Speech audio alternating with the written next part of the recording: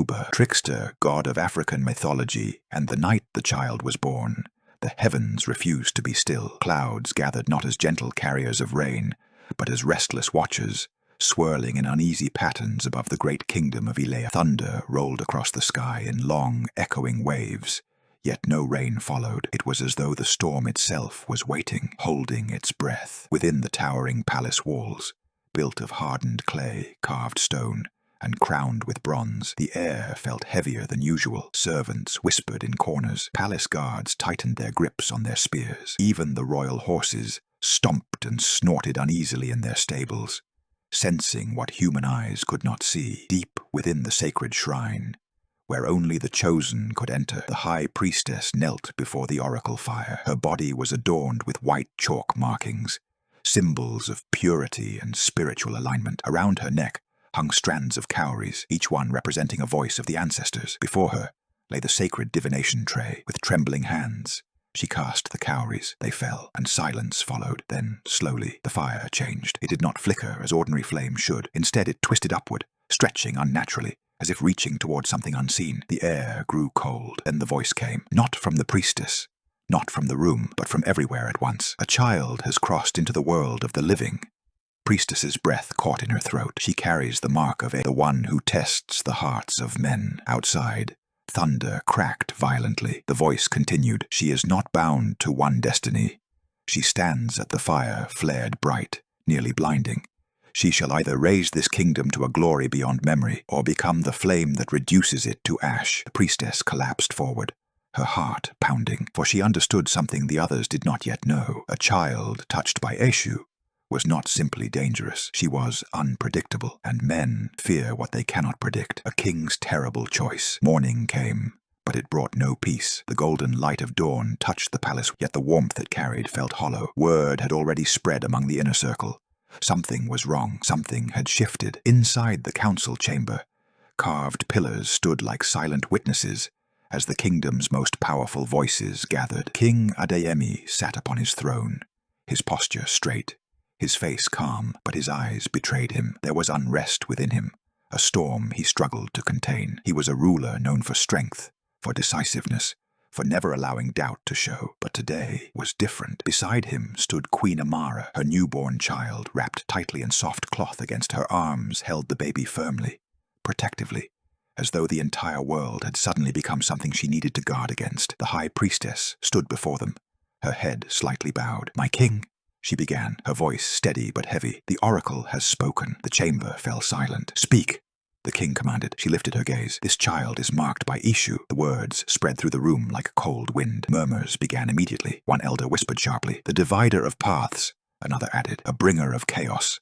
a third muttered. Queen Amara stepped forward, anger rising in her voice. "He is also a messenger of truth," she said firmly. "Do not twist what you do not fully understand." But fear had already taken root. The priestess continued, "The child does not carry a single destiny. She stands between two outcomes, salvation or destruction." The king's fingers tightened on the arm of his throne. "And which one will she choose?" he asked. The priestess shook her head slowly. "That is not decided." Silence stretched long, too long. Finally, an elder spoke the thought many feared to voice. "Then she must not be allowed to choose at all." The queen's eyes widened in horror. "No," but the council leaned toward fear. "Power without certainty is danger. We must protect." The king closed his eyes briefly. When he opened them, something had hardened inside him. "She will live, hidden, removed from the eyes of the queen." Stepped back as if struck. "You would imprison your own child." "I would protect this," he replied. And in that moment, a decision born of fear began a path that even kings could not control. The child was given a name. It meant, "The crown has returned home." But no celebration followed. No drums echoed her arrival. No dancers filled the palace courtyard. Instead, silence became her inheritance. She was raised, months into years, and the world outside her chamber might as well have been another universe. The young child, Sua, did not understand her isolation. She would press her small hands against the window openings, peering out at glimpses of life she could not reach. Children running, women singing, the distant rhythm of drums during festivals. "Mother," she once asked softly, her voice filled with innocent curiosity, "why do I not play with the others?" Queen Amara, seated beside her, felt the weight of that question like a blade. She forced a gentle smile. The world is not ready for you yet. Adesua frowned. When will it be ready? The queen had no answer, so she simply held her daughter close. As the years passed, the questions grew deeper, and so did the silence. But something else grew alongside it. Awareness. By the time she reached her 7th year, Adesua began to notice things that could not be explained. The wind did not move randomly around her. It responded. When she felt sadness, it slowed, as though mourning with her. When she grew frustrated, it stirred restlessly, brushing against walls and doors like a living thing. At night, shadows did not remain still. They stretched, shifted, watched, and sometimes they whispered. At first, the voices were faint, like distant echoes carried on the wind, but over time they became clearer. "You are remembered." Adesua would sit up in her bed, her heart racing. "Who is there?"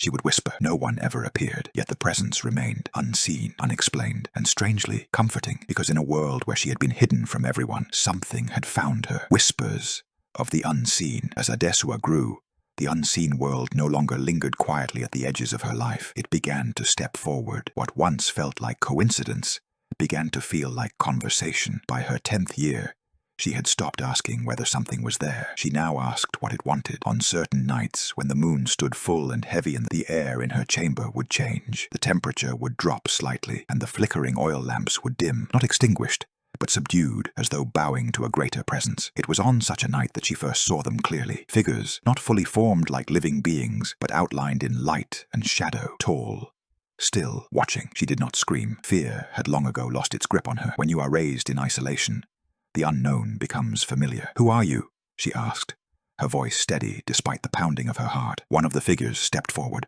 or rather, it shifted like mist carried by intention. "We are truth." Esua lowered her gaze briefly, absorbing the weight of those words. "Why do you come to me?" she asked. The air stirred gently. "Because you stand where others could not. You hear what others refused, not hidden from the spirits, only from people." That night, something shifted in her understanding. She was alone because she had been kept away, and somewhere beyond those walls there was a reason. The first crossroads, the night of her 16th year, did not arrive quietly. It came with a stillness so complete it felt unnatural. No wind, no insects. Even the distant sounds of the palace had fallen silent, as though the entire kingdom had unknowingly stepped aside. Adesua sat awake, her thoughts restless, her spirit unsettled. Something within her stirred, not fear, but anticipation, a pull she could not ignore. Then suddenly, the world shifted. The walls of her chamber seemed to dissolve, not crumbling, but fading like mist burned away by sunlight. In their place rose towering trees,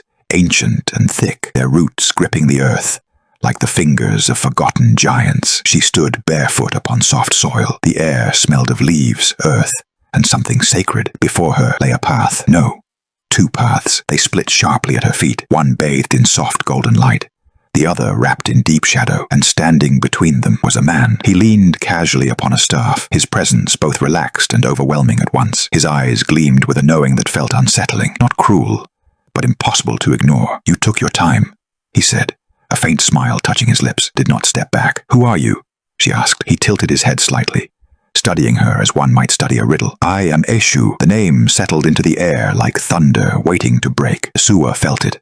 Not fear, but recognition. "You are the one they fear," she said quietly. Eshu chuckled. "They fear themselves," he corrected. "I simply show them what they hide." He gestured toward the 2 paths. "Is the story you will write for yourself." Adesua's gaze moved between them. "Which one leads to the right future?" Eshu's smile widened. "There is no right future," he said. "Only chosen ones. The test of paths." The forest seemed to breathe around her. Adesua stood at the crossroads, her gaze shifting slowly between the 2 paths laid before her. Though they appeared different, one glowing with warmth, the other cloaked in shadow, neither felt entirely safe or entirely dangerous. That alone unsettled her. "If one path is light and the other is darkness," she said carefully, "then the choice should be simple." Eshu let out a soft laugh, shaking his head. "That is how humans deceive themselves," he replied, "believing that light always brings peace and darkness always brings ruin." He stepped closer, his presence suddenly heavier, more intense. "Walk the path of shadow with wisdom, and you may build what others fear to imagine." Adesua frowned slightly. "Then how do I choose?" Eshu leaned in, his voice lowering. "You do not choose the path," he said. "You choose the self that walks it." The words settled deep within her. For the first time, she understood this was not about direction. It was about identity, who she would become. "What if I choose wrong?" she asked quietly. Eshu's expression softened just slightly. Then you learn, he said, and you choose again. He straightened, tapping his staff once more. That is the truth men fear most, not that destiny is fixed, but that it is not. The forest stirred. The paths began to fade. Eshu stepped back, his form dissolving slowly into the air. Remember this, child of crossroads, his voice echoed. You are revealed by your choices. And then he was gone. I stood alone once more, but she was no longer the same. The warrior who saw. Beyond the palace walls, life moved freely. Where Adasua's world had been silence and restraint, the outside world was filled with movement, sound, and struggle. Among those who lived beyond the royal compound was a young warrior named Obaid. He was not born into greatness. No royal blood ran through his veins. No prophecy had marked his birth, but he carried something equally powerful: clarity. He saw the world as it was, not as others wished it to be. It was during a late patrol along the forest edge that he first noticed something unusual. The air shifted, not violently, not dramatically, but deliberately. Then he saw her, a figure moving between the trees, her steps light, almost guided. There was a faint glow about her, not bright enough to blind, but enough to unsettle. She paused, lifting her hand slightly. The leaves around her responded, not shaken by wind, moved by presence. Obaid stepped forward cautiously. You should not be here, he called out. She turned. Their eyes met. For a moment, neither spoke. Adesua studied him carefully. Unlike the others she had glimpsed from afar, there was no immediate fear in his expression. No recoil, no suspicion, only curiosity. I could say the same to you, she replied calmly. Obaid frowned slightly. This forest is not for wandering, he said. It is sacred. She tilted her head.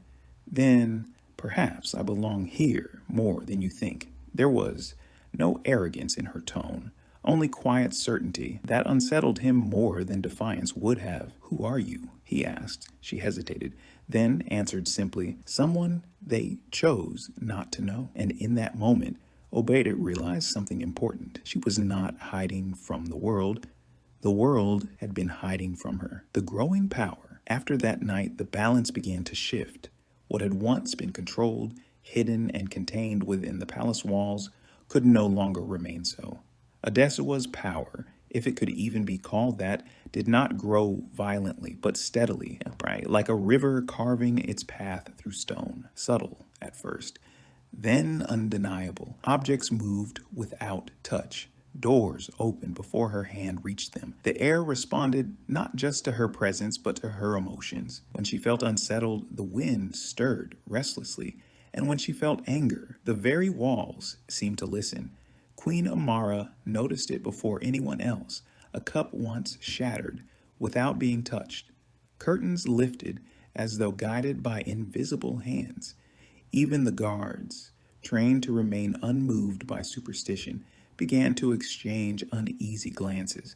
But Adesua herself did not celebrate these changes. She questioned them, sat with them, observed them. What is happening to me? She asked her mother one evening. The queen hesitated, but because she did not know how to answer. You are becoming who you were always meant to be, she said finally. But even as she spoke those words, doubt lingered beneath them, because she had seen what fear could do, and she knew the kingdom would not respond with understanding. The eyes of betrayal secrets rarely stay buried, not in a palace filled with watchers, whispers, and ambition.